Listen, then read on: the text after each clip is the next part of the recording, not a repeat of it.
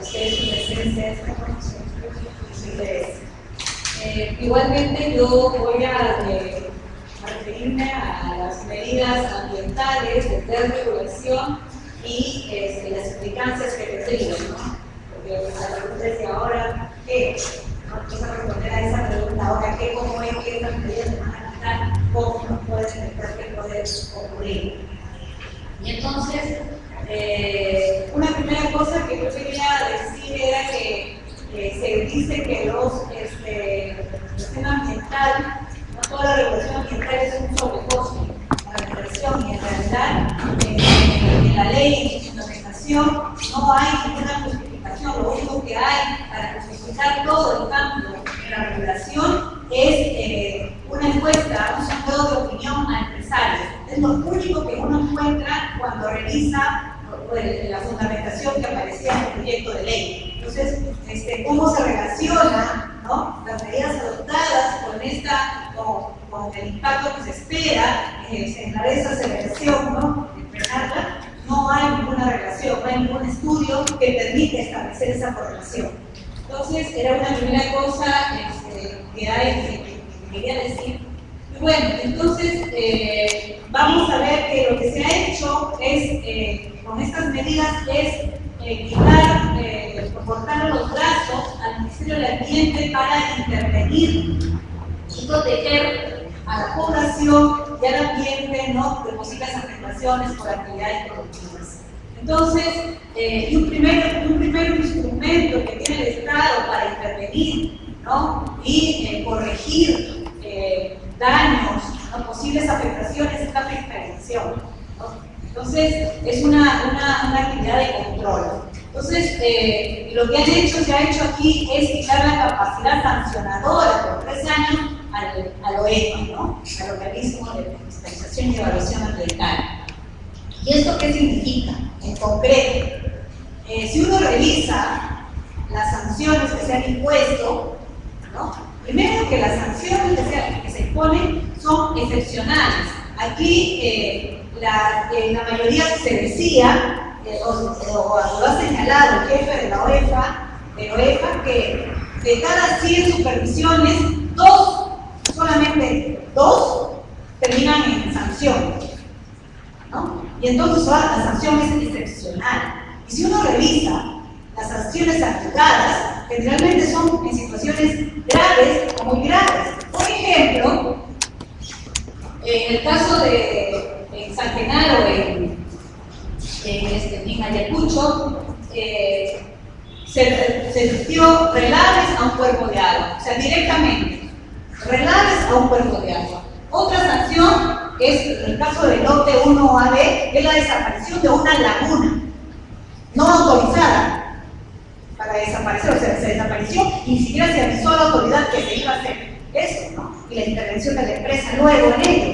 Entonces, se actuó de esa manera y por eso se sancionó. O sea, es un hecho realmente grave, ¿no es cierto?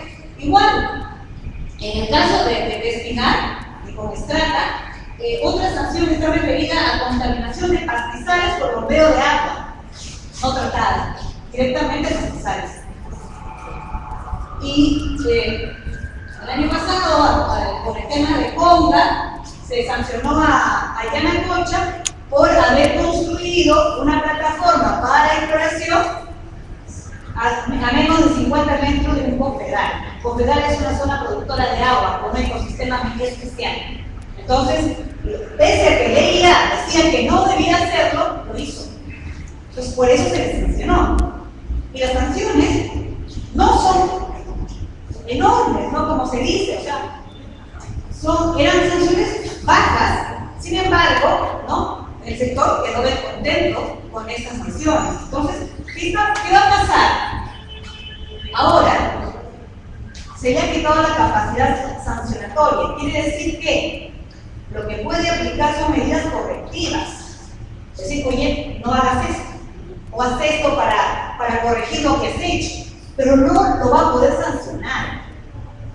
Son conductas graves que requieren, porque se han burlado de la ley, ¿no?, han sacado la vuelta a la ley, entonces es necesario, ¿no?, que se sancione, que se haga justicia, que se establezcan conductas, medidas ejemplificadoras, ¿no? O sea, si tú violas la ley, vas a ser sancionado.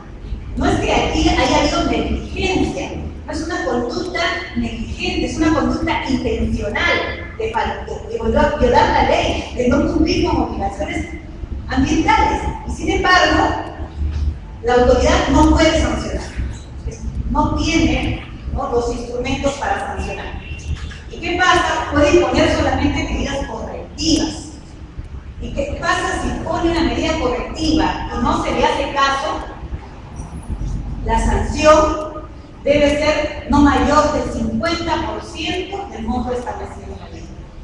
O sea, encima no lo puedes sancionar y con la medida correctiva, y si no cumple con la medida correctiva, recién en ese supuesto puede intervenir, pero con sanciones menores al 50%. Entonces, se debilita la autoridad del OEF, evidentemente, ¿no?, para corregir situaciones, ¿no? Pero además, estas multas ya, o sea, las multas que se les aplicaban, se habla de multas de 30.000, y no era cierto lo que se ha venido diciendo. Las multas de 30.000 UITs son para mineros ilegales, de 25.000 para mineros informales, y para los formales las multas pueden llegar a 15.000 UITs. Entonces, no es cierto que tenían multas elevadísimas, que los 30.000, no, los 30.000 UITs no se aplicaban a mineros formales, eran las 15.000, ¿no? Y en la mayoría de casos, no llegan ni a mí, solamente 6 casos han llegado al umbral de 1.000. El resto está ponderado.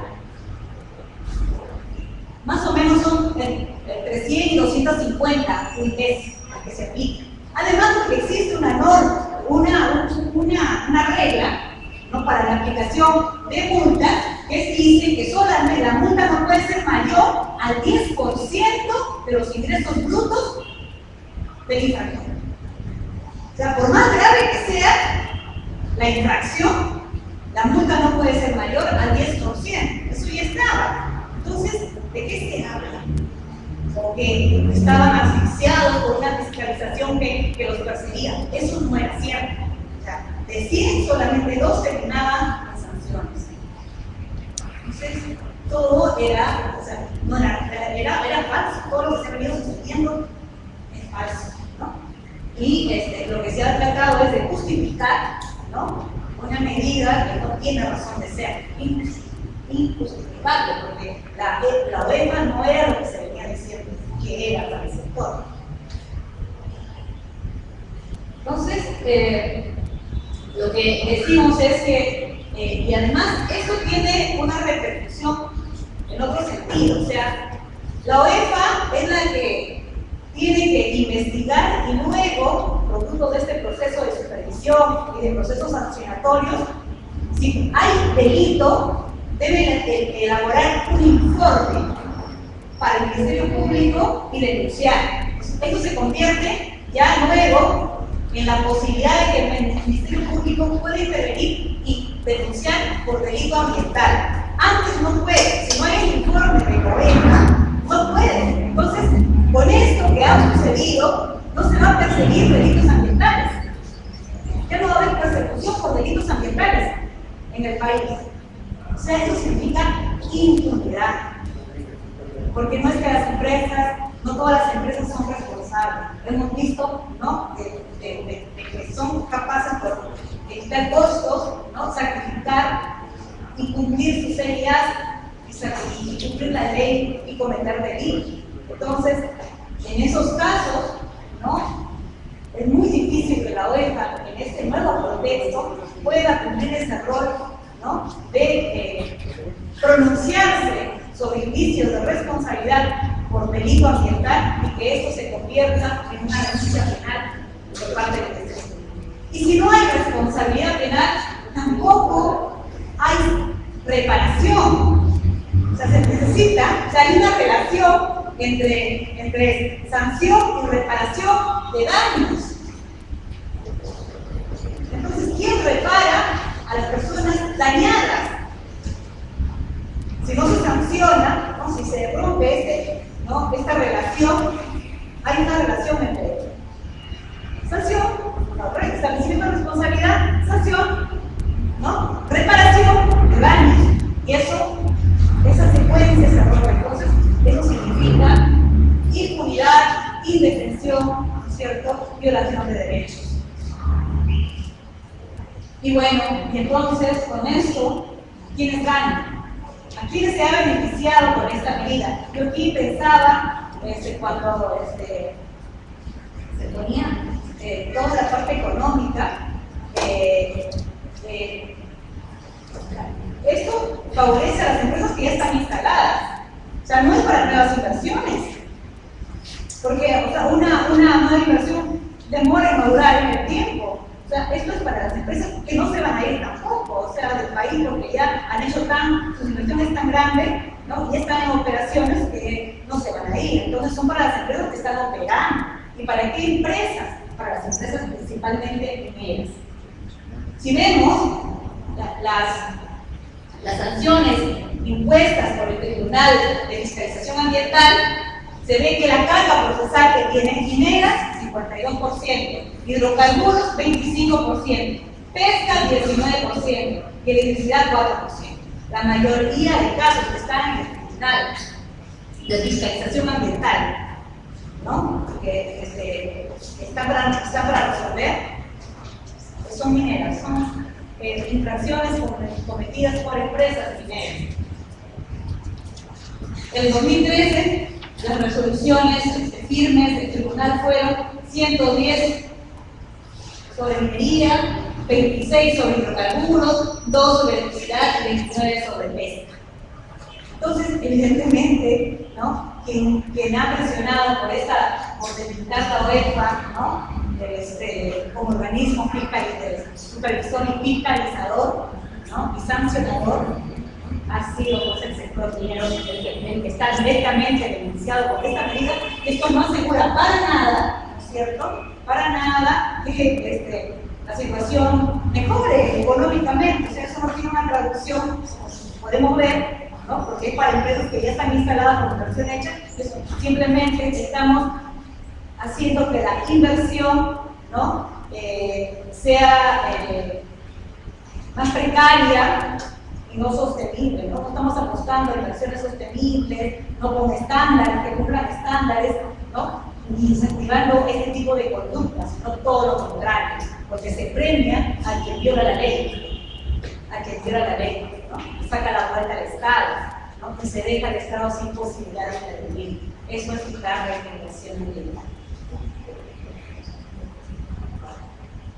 Y también lo que se dijo, la OEFA pierde ingresos, igual que los otros entes fiscalizadores, porque ya los ingresos eran propios que provenían de las multas, como se decía, que se iba a generar una distorsión, ¿no? Una distorsión, porque claro, iban a poner demasiadas multas, y entonces eso hacía que se genere una distorsión de función, y por eso era que había que quitarle las multas. Entonces, eso, o sea, hemos visto, las multas son poquísimas, eso no va a poder pasar, y por lo tanto era quitarle ingresos y desquitarla también, porque si no tiene recursos para hacer fiscalización, es una actividad costosa, entonces se duplica también la institución. Bueno, eso es un instrumento de la fiscalización, el control, ¿cierto? Otro instrumento que tiene el Estado para prevenir daños ambientales, para evitarlos, ¿no? Estableciendo medidas adecuadas cuando se va a realizar un proyecto, es el estudio de impacto ambiental, ¿no? Su rol es evidentemente preventivo de los impactos que pueda tener el proyecto.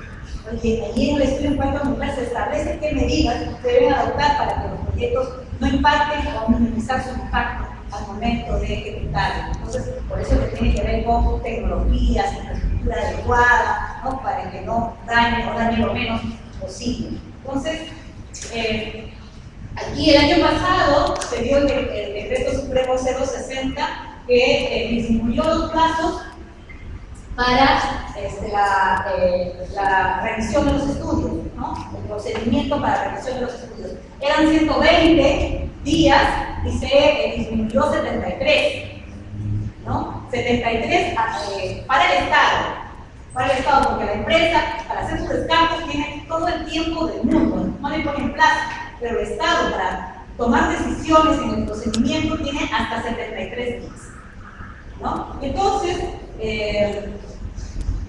igual, y esto significó también el reducir plazos para las entidades que opinan dentro del procedimiento. Hay una serie de entidades que tienen que ver, que velan por recursos concretos, por ejemplo el agua, la Autoridad Nacional del Agua, ¿no es cierto? Lo que es bosques, ahora es el FOR, ¿no es cierto? Que van a hacer el Ministerio de Agricultura a través de la dirección.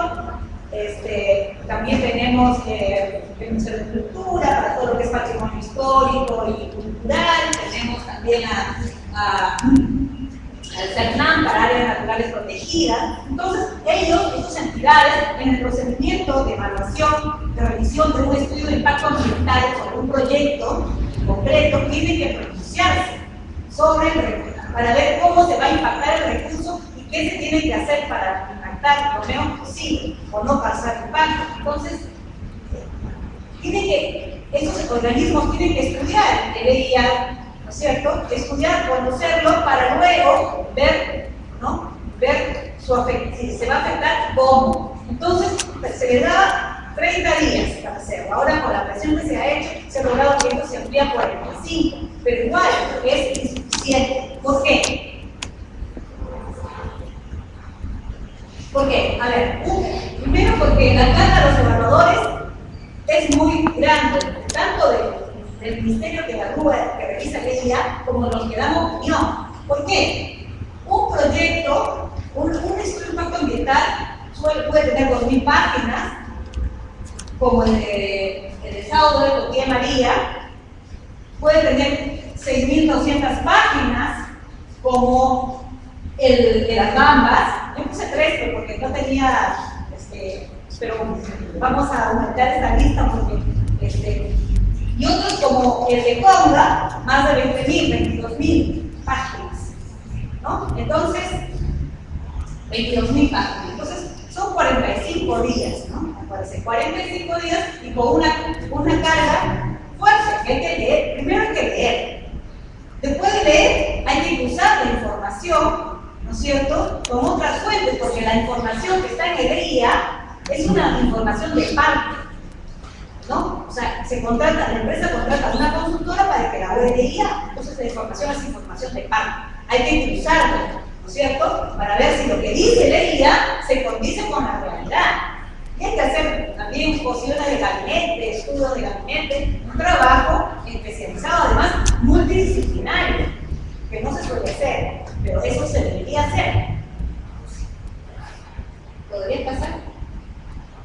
Entonces, además, o sea, es el volumen de los EIAs, pero además el número que les llega de EIAs que hay que revisar. Los estudios de impacto ambiental se han ido, los estudios de impacto ambiental presentados se han ido incrementando, de esos en el sector energía y minas. Entonces, este es un cuadro del sector. En 1993 eran 2, y ahora, el año pasado, fueron 328 estudios de impacto ambiental presentados. 328. ¿No? Y el año pasado también se aprobaron 282. Pero claro, o sea, va quedando una carga que se va acumulando, ¿cierto? Bueno, la ANA, la Autoridad Nacional de Agua, para evaluar el estudio de instrumentos de gestión, tiene 13 personas. 13 personas. A ver, con un estudio, pongamos de 6.200, no ni de 22 ni de 2.000, 6.200 páginas. 13 personas, ¿no? Si dividimos los 282 en un año, año, cuánto les toca, vemos que ellos habían sacado, eran, creo que por expediente, el funcionario tenía que tener como 5.800 horas, ¿no? Entonces, para poder hacer todo su proceso, habían sacado, era un absurdo. Hay un documento en página en la web de la ANA, donde se trata de poner, establecer, darle una racionalidad al uso del tiempo para cumplir con los plazos. Y ahí saca las horas que tendría que tener. Es un absurdo, porque si solamente toma en leer, ¿no? En leer puede pasarse todo el tiempo que tiene para evaluar un funcionario. Entonces, y luego el cruce de la información, y luego el análisis que hay que hacer, y luego el informe que hay que elaborar, eso, y además la posibilidad de conversar con otros profesionales de otras materias para cruzar puntos de vista, eso no se hace, eso es un lujo. Entonces, y si no se aumenta el personal y luego estamos incentivando a que haya más carga para esos mismos funcionarios, entonces lo que estamos haciendo es que el EIA, la revisión, sea una formalidad. Entonces es cumplir un requisito para decir que aquí en el Perú cumplimos con ellas y todos nos estamos engañando y no va a cumplir el rol preventivo que debería tener. Por ello, y aquí traigo, acuérdense un ejemplo, en el caso que ocurrió de Toromocho, ¿no? Toromocho hace poco le pusieron una multa, ¿no es cierto? ¿Y era por qué? Porque estaba contaminando, o sea, empezó a operar recién en diciembre, ¿no? En diciembre. Y este año ya, a marzo, ya le pusieron, la UEFA le puso una multa. ¿Por qué? Porque estaba contaminando 2 lagunas. Entonces, la medida correctiva que ha sido construir 2 diques y otra infraestructura para que el agua, o sea, no contamine. El agua de sus operaciones, hay una descarga, hay 2 diques, pero esto debió estar en el EIA. O sea, esa medida correctiva da cuenta un problema de EIA, porque eso no debió ocurrir, menos empezando la operación. Eso quiere decir que ese IA estaba mal diseñado y sin embargo fue aprobado. El Estado le dio el visto bueno. Y entonces por eso es que, o sea, esa falla poco tiempo se evidencia y se culpa a la OEPA de que Toromocho no empiece, de que no, y que una inversión no se ve. Y es una falla del Estado porque no hizo lo que debió, ¿cierto? Entonces no se evalúa adecuadamente y pasa esas cosas. Entonces, la debilidad, si el EIA es un instrumento preventivo, su debilidad, la debilidad del instrumento, pone en riesgo a la población, porque las medidas que se deberían adoptar para evitar contaminación, para evitar desastres, para evitar problemas, ¿no es cierto? ¿No? Afectación a la economía de locales, no se adoptan. Esas medidas no se adoptan porque ya están pasando por agua caliente. Y además, porque si no emite su informe en 45 días, son pasibles de sanción grave. La amenaza es, si tú no cumples con tu plazo, se te aplica sanción grave, laboralmente hablando. Entonces, o sea, ¿saben qué? Apruébalo como sea, o sea, y eso también hace que las personas que el ministerio, en este caso de Minas, pierdan sus mejores cuadros, porque quien se respeta como profesional no va a aceptar esas condiciones, pero los mejores cuadros se van a ir, porque ¿quién puede aguantar con grana, ¿no? ¿Quién puede aguantar una presión como esa? Entonces, realmente lo que se debió hacer, o sea, no es si tú aumentas la carga, aumentas el personal lógico, ¿no? Y las condiciones en las que se desarrolla el trabajo. No es eso, no sobrecarga y encima sanción para que baje rápido. Bueno, igual, hay otra cosa aquí también que yo quería señalar, y es que eso nos afecta, porque esto suena un poco lejano, finalmente el tema minero, el tema de hidrocarburos, lo sufren las poblaciones rurales, es cierto, a nosotros nos dice mucho, lamentablemente es así, pero el tema es que también se han eliminado los EIA para construcciones de viviendas, o sea, esos edificios de 20 pisos y de centros comerciales, ¿no? Entonces, o sea, por lo tanto, estos instrumentos que van a determinar los impactos, a usted le impacta porque el servicio de agua, de luz, porque colapsa o porque hay el mercado ya no es de gasolina suficiente, ya, esos impactos ya no van a ser visualizados. Porque el estudio de impacto ambiental ayuda a visualizar los impactos y luego a establecer las medidas que puedan corregir esas situaciones, ¿no? Establecer responsabilidades y también compensaciones. Eso no va, porque ya no va a haber estudio de impacto para ese tipo de construcciones. Se ha eliminado. Entonces, bueno, y eso en cuanto a dos. Luego también otro instrumento que tiene que ver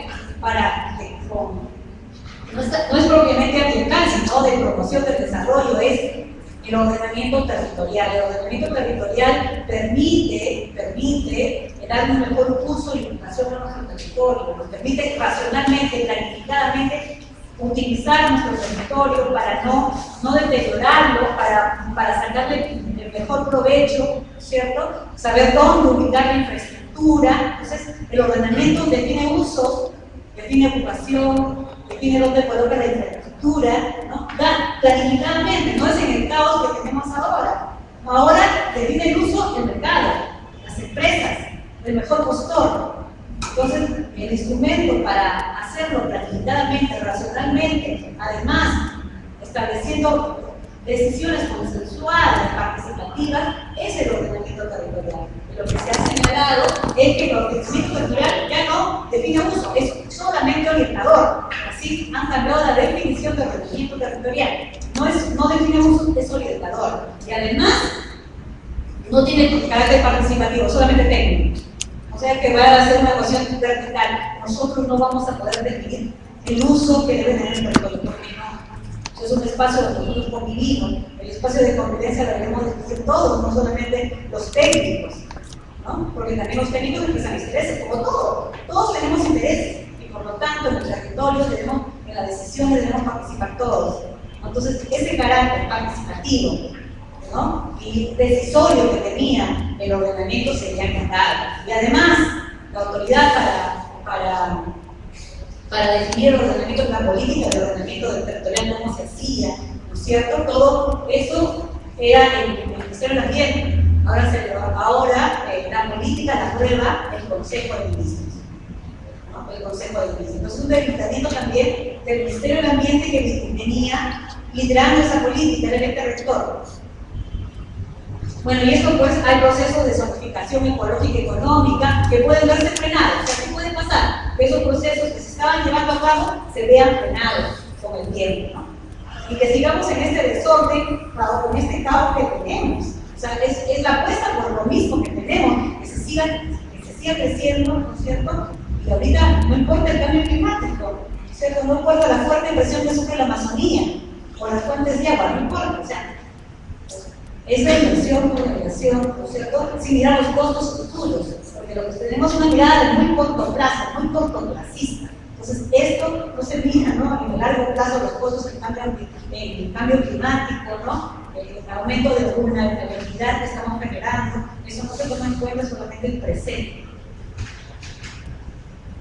Y bueno, y también otro instrumento del ordenamiento es más que lo ambiental, que está señalado, está puesto como si fuera algo ambiental, pero otro instrumento que sirve para medir la contaminación, los objetivos para alcanzar la medir la contaminación son los límites máximos permisibles y los ejes, ¿cierto?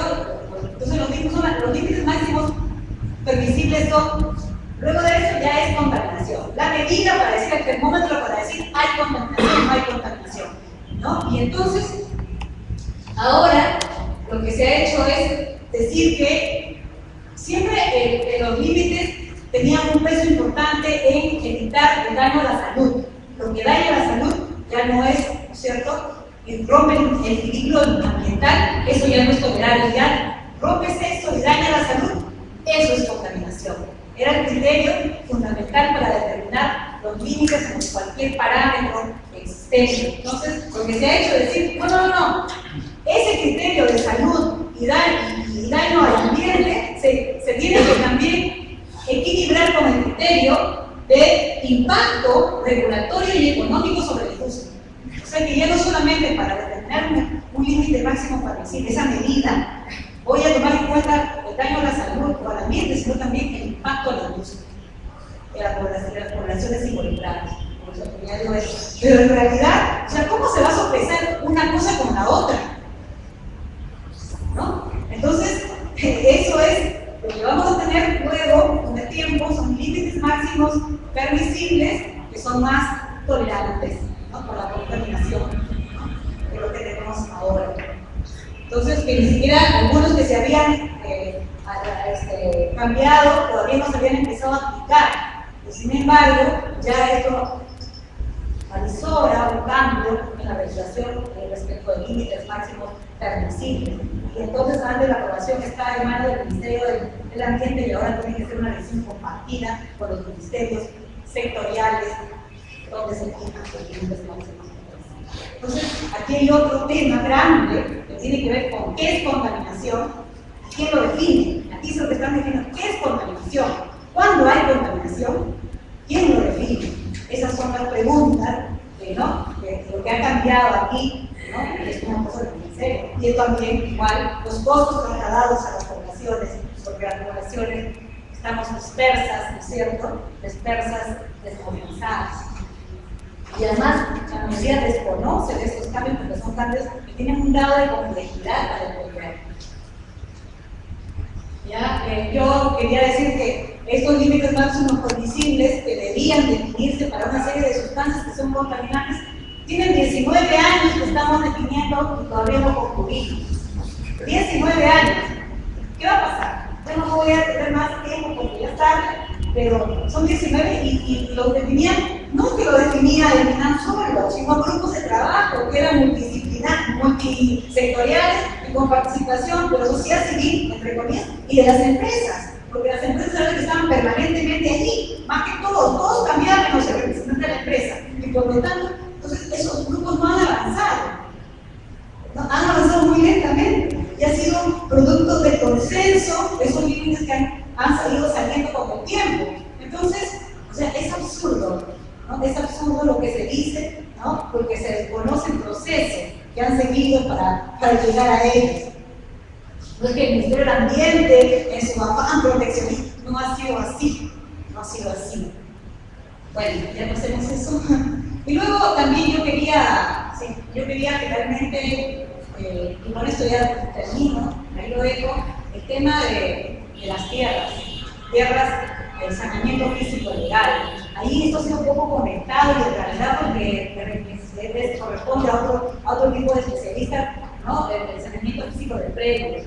Entonces se ha dicho que se va a sanear, o sea, se van a otorgar títulos de propiedad en la zona que son adyacentes, que son parte de la zona de influencia directa, o sea, del proyecto y la zona contigua, esa zona indirecta. Entonces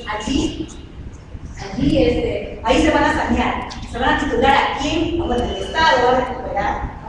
Y luego va a trasladar la propiedad a quién, ¿no? Es un proyecto de promoción de la inversión, se supone que a las empresas. Uno sabe, uno tiene el conocimiento de que la mayoría, o sea, hay un montón de propiedades campesinas que no tienen título, ¿cierto? Entonces, ahí va a haber un problema de conflicto muy grande, ¿no? Porque se dice ahí que se saneará independientemente del uso que se esté dando actualmente o futuro. O sea, independientemente de los que estén allí ocupándolo. O sea, el saneamiento se va a hacer independientemente de las personas que ocupan esos territorios. O sea, ¿qué va a pasar? Y esos conflictos sociales. Las comunidades no saben. No saben. Entonces, esto recién se está avanzando en el análisis de esta parte que es compleja y difícil, ¿no? Hemos demorado para reaccionar, pero en realidad estamos terminando de similar el paquete y realmente los impactos son muy grandes. Es una reforma grande de retroceso para todos. Y la idea es, creo que lo que queda por hacer frente a esto, ya no continúo, lo que queda por hacer esto es movilizarnos, ¿no? Decir que no estamos de acuerdo, tenemos que manifestarnos, porque si no, se anuncian nuevos paquetes sumados a esto. O sea, este pasado, como pasó, pues me imagino, pues, está hablando de la PES, está, ¿no es cierto?, en el tema de consulta previa, entonces es realmente alarmante, preocupante el proceso que venimos teniendo y es necesario reaccionar como sociedad civil, ¿no?